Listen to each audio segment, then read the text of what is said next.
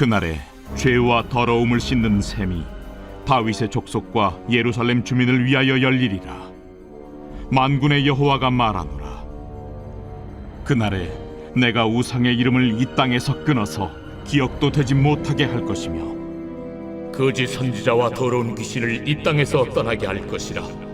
사람이 아직도 예언할 것 같으면 그 나온 부모가 그에게 이르기를 네가 여호와의 이름을 빙자하여 거짓말을 하니 살지 못하리라 하고, 나온 부모가 그가 예언할 때에 칼로 그를 찌르리라. 그날에 선지자들이 예언할 때에 그 환상을 각기 부끄러워할 것이며 사람을 속이려고 토롯도 입지 아니할 것이며 말하기를 나는 선지자가 아니요 나는 농부라.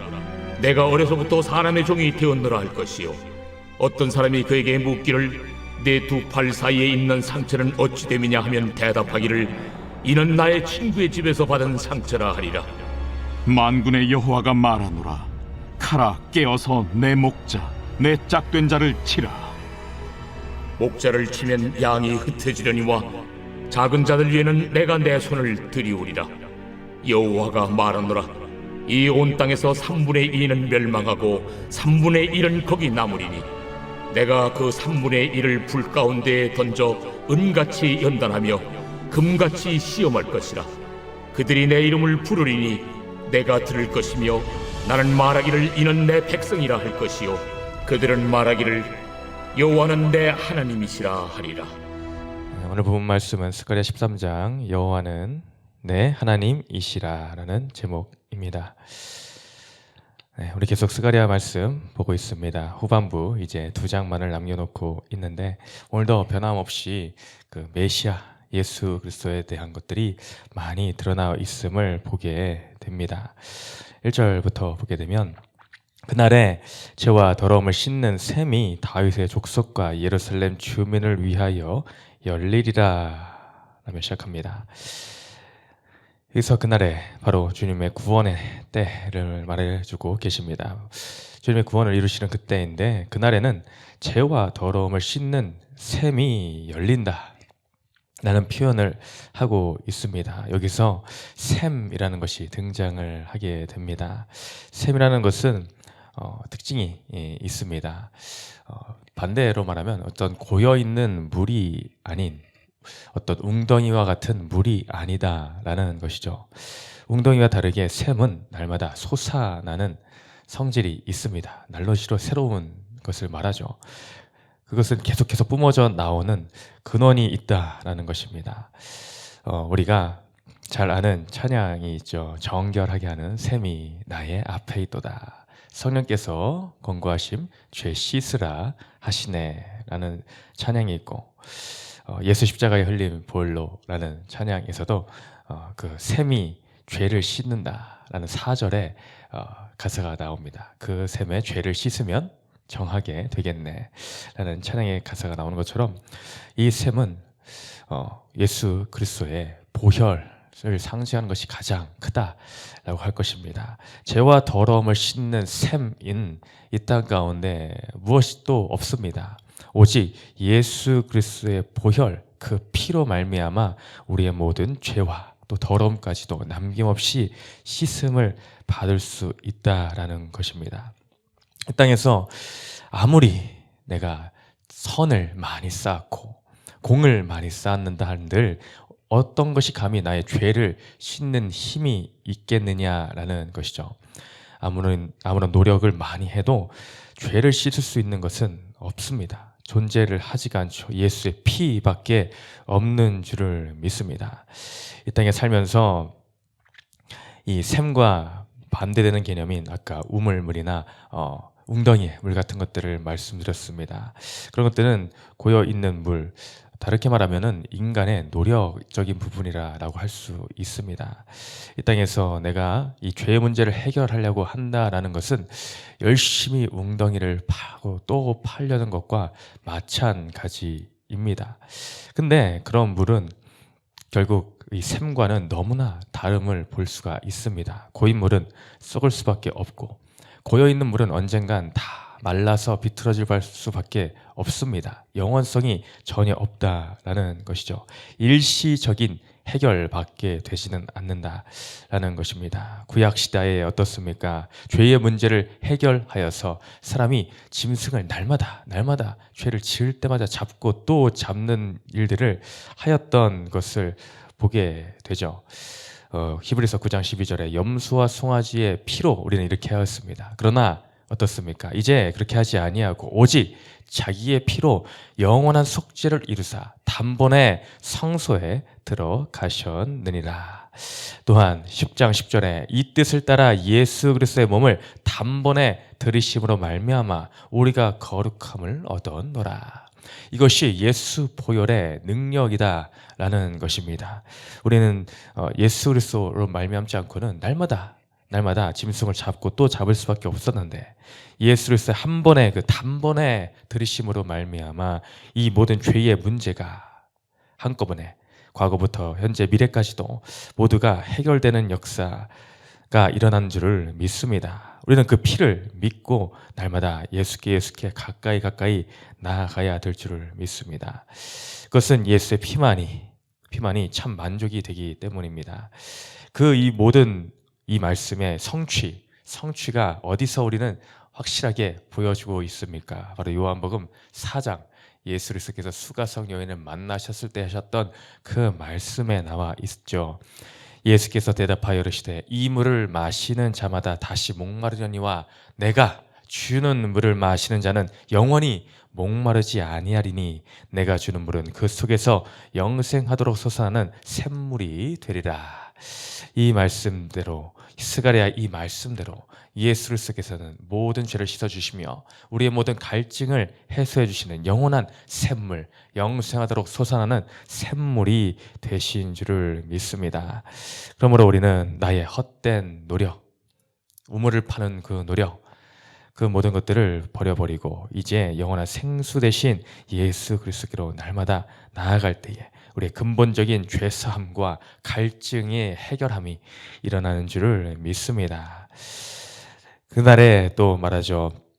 내가 우상의 이름을 이 땅에서 끊어서 기억도 되지 못하게 할 것이며 여호와께서 그날에 구원의 때에 이제 그 지금까지 있었던 헛된 것들의 우상들의 모든 이름들을 끊어서 기억도 되지 못하게 한다 하십니다. 이 땅을 살면서 참 문제되는 것이 이 우상이죠. 우상은 단지 형태가 있는 것들을 포함하여서 하나님보다 그 위에 있는 모든 것, 하나님보다 그 존재 가치가 위에 있는 그 모든 것들이 우상이죠. 그것은 참 구속력이 너무나 큰 것을 보게 됩니다. 이 땅간에 살면서 가장 큰 우상은 단연 돈이라고 할 수가 있습니다. 오직하면 말씀에서도 돈과 하나님을 대조하여 말씀까지도 남기고 있지를 않습니까? 두 주인을 섬길 수 없다라고 하였기 때문에 우리는 반드시 인생의 선택을 하여야 될 것입니다. 돈이냐 하나님이냐, 그 가운데서 참 인생을 살고 있는지라, 육친을 갖고 있는지라 참 때로는 우리가 고백은 하여도 내 삶 가운데에 정말로 내 삶에서의 고백, 입술의 고백을 넘은 삶의 고백에서 하나님을 먼저 망설임 없이 선택을 하는 인생을 살고 있느냐는 거죠. 내 주님께서 그 모든 우상의 세력까지도 다 파쇄해 버리시고 끊어서 기억도 되지 못하게 하신다라는 그 구원의 날에 선포를 해주고 계십니다. 나의 힘으로는 비록 힘들고 너무나 어렵지만 우리는 우리의 모든 것 대신 하나님, 전능자 우리 하나님 이 구원의 메시지를 또한 붙들고 말씀의 고백을 하며 나아갈 때에 주님은 그 힘까지도 주실 줄을 믿습니다. 이 마지막 날에 일어날 사건들 중에서 더욱 크게 다루고 있는 것이 두 번째 단락 거짓 선지자들에 대한 말씀입니다. 그 거짓 선지자들이 이 마지막 때에 다 망하고 흩어지게 될 것인데 그 모습을 묘사를 하고 있죠. 두 번째 단락 4절부터 6절까지는 그 부끄러움을 당할 거짓 선지자들의 모습을 말하고 있습니다. 그들이 거짓인 것이 드러나니 그들이 했던 일들이 다 아니었다라고 스스로 변명을 하는 모습을 보게 됩니다. 너희가 그 환상을 갖기 부끄러워할 것이요 사람을 속이려고 털옷도 입지 아니할 것이며 자신들이 보았던 환상이 이제는 부끄러움이 되었다라고 하죠. 또한 털옷은 그때 당시에 선지자들이 즐겨 입었던 옷들 중에 하나입니다. 이제 거짓인 것이 드러나니 이제 그것도 입지 못하겠다라고 한다라는 것이죠. 자기에게 있는 두 팔 사이의 상처는 또한 어찌 됨이냐라고 물으니 그 상처는 내가 어떻게 하다가 친구 집에서 얻은 상처다라고 돌려 말한다라는 것입니다. 사실 이러한 상처는 우상 숭배하던 자들이 자신들의 종교적 열심의 주술적 행위에서 스스로의 몸을 자해하며 내었던 그런 상처들입니다. 자기의 고행 또한 때로는 자기 자랑으로 삼았던 것들이죠. 근데 이제 그것이 부끄러워 다른 핑계를 대고 있더라라는 것입니다. 마지막 때 바로 이때에 모든 거짓된 것들이 드러나는 역사들이 일어나게 됩니다. 이것을 우리는 참 이 마지막 시대를 살면서 분별을 해야 되죠. 영적인 분별력이라고도 소위 이야기하는 것들입니다. 우리가 살면서 이런 요즘에도 변함없이 많은 이단들과 사이비들이 미혹을 할 수만 있으면 한 영혼이라도 더 이 사탄의 게임대로 무너뜨리려 잡아뜨리려 하고 있는 것들이 이 세력들입니다. 그들의 공통점은 바로 이 사람들을 미혹하여 자신들의 욕심을 채우고자 함에 있죠. 자기를 드러내고자 하는 것에 있습니다. 모든 초점이 자기 자신에게 있더라라는 것입니다. 이것이 분별하는 데 있어서 가장 큰 부분입니다. 뭐 작은 거 하나도 자신을 드러내고자 하는가, 개인의 욕심을 채우고자 하는가, 이것이 바로 거짓 선지자들의 영이다 라는 것이죠. 이것은 비단 그런 사이비에만 국한된 것이 아닐 것입니다. 우리 믿는다 하는 신앙인들 속에서도 혹여 이러한 것들이 나의 삶 가운데 역사를 하고 있지는 않는가? 온갖 거짓을 일삼는 것에 내가 무감각해져 있지는 않는가? 작은 거짓을 가볍게 여기는 마음이 있지는 않는가? 그 작은 것이 시작하여 커지게 될 때에 그것은 엄청난 영향력을 발휘하게 됩니다. 내가 주님의 일을 한다 하지만 정말 이 나의 욕망이나 개인적인 사사로운 것들을 위하여서 하고 있지는 않는가? 네, 어떤 분들은 내가 40일 금식을 몇 번을 하였다라고 자랑을 합니다. 어떤 분은 내가 성경을 몇 독을 하였다라는 자랑을 합니다. 네, 개인 프로필에까지 올리는 사람들도 때로는 있는 것을 보게 됩니다. 네, 그런 것 때문에 영적인 영향력이 나타나는 것이 아닙니다. 내가 굳이 금식을 많이 하였다라고 내가 성경을 수없이 많이 보았다라고 하지 않아도 그의 삶을 통하여 그 성령이 함께 계신다라면 참 선지자라고 한다면 그 행실을 통하여서 드러나게 되어 있다라는 것이죠. 그러므로 그 언어 하나에 행동 하나에 그 욕망이 드러난다라고 한다면은 우리는 그것에 결코 미혹되어서는 안 될 것입니다. 또한 환상이나 계시나 꿈과 같은 것에 미혹되지 말아야 될 줄을 믿습니다. 누가 어떤 예언을 하네, 누가 환상을 보았네 라고는 말들에 여러분 넘어가지 마십시오. 네, 필요하면 여러분에게도 보여주십니다. 필요하지 않기 때문에 굳이 그것을 보여주시지 않는다라는 것이죠. 그래서 개인의 사사로운 것들에 넘어가지 않도록 우리는 날마다 주님 우리에게 아버지의 영을 허락하셔서 분별에 잘 할 수 있도록 허락하여 주시옵소서. 그것에 가장 또한 쉬운 것은 날마다 우리가 큐티를 하며 말씀을 또한 묵상할 때에 더욱 분별할 수 있도록 주님께서 말씀을 통하여 알려줄 줄 믿습니다. 그러므로 주님이 말씀에서 오늘은 뭐라고 하시나, 이것이 중요한 것이죠. 오늘 말씀에서는 어떤 것을 알려주고 계시는가, 이것이 맞는가 틀리는가를 말씀에 비추어 우리는 또한 분별을 해야 될 줄을 믿습니다. 마지막 단락에서 하나님은 목자를 치라는 명령에 대해서 또한 이어서 말씀해 주고 계십니다.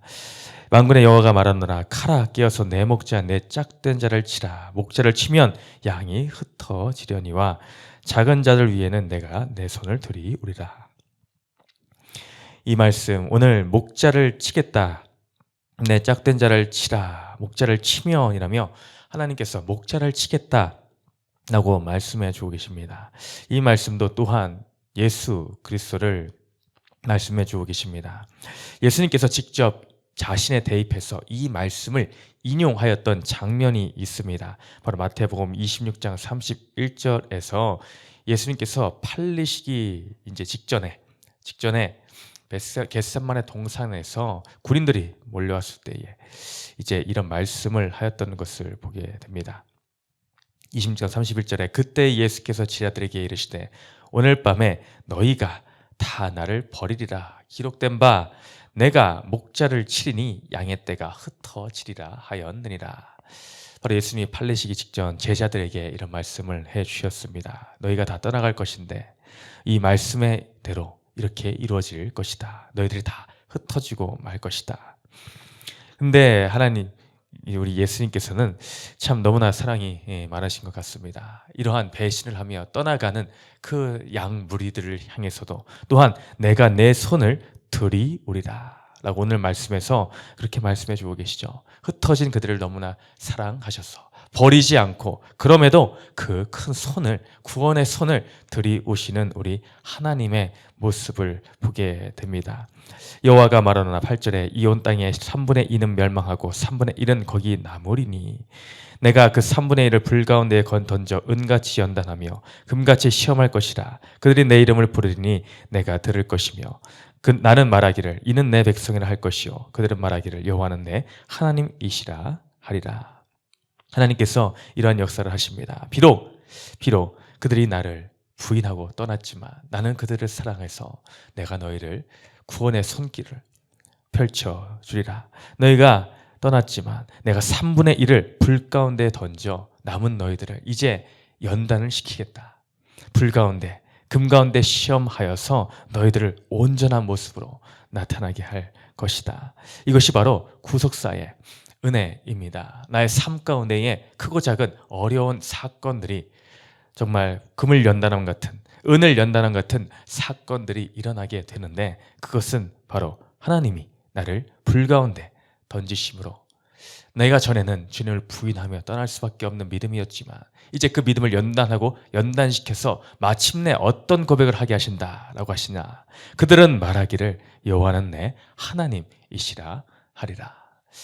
이제 우리의 고백이 여기까지 나아가도록 하나님이 직접 우리의 인생 가운데 믿음을 더하시는 작업을 해주고 계신다라는 것입니다. 우리의 구속사의 이 삶을 통하여 내 인생에 어려움이 여러분이 있습니까? 그 모든 것이 내 삶 가운데 이 어려움을 통해 결국은 연단받음으로 내가 금과 같은 은과 같은 믿음으로 나와 결국에는 주님 여호와만이 나의 하나님이십니다 라는 삶의 고백에, 신앙의 고백에 나아가도록 주님이 역사하신다라는 것이죠.